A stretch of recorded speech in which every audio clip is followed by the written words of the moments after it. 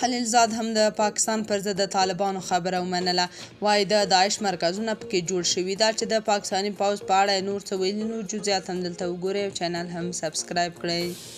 د افغانستان په چارو کې د امریکا پخوانی استازی وایي داعش په بلوچستان کې خوندي مرکزونه لري او هلته روزل کیږي. زلمی خلیلزاد وایي پاکستان په کور دننه له سختو سیاسي، اقتصادي او امنیتي ننګونو سره مخ دی او سیمه یې هم ناامنه کړې ده.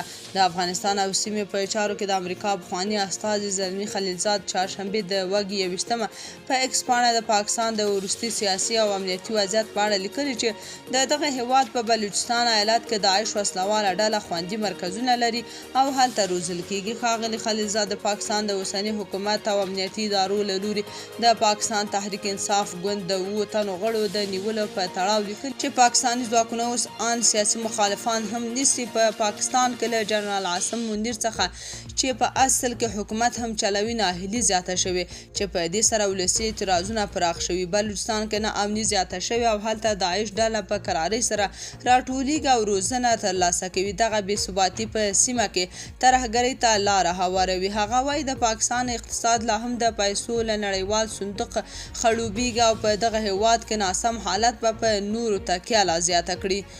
زلمی خلیلزاد په متحده ایالاتو کې راتلونکي نوي حکومت ته وړاندیز کړی چې د پاکستان د شته حکومت په اړه باید ارزونه وکړي چې په کوم لوري روان دی او بیا هماغسې دریځ غوره کړي.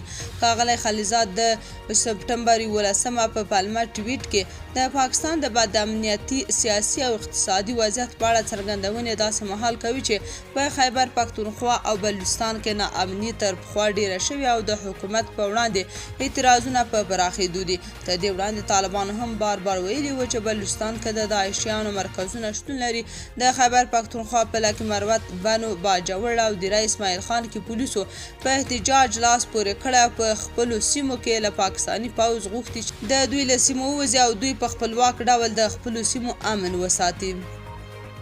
تاسو په دې اړه څه نظر لرئ؟ کومنټ کې شریک او چینل هم سبسکرایب کړئ.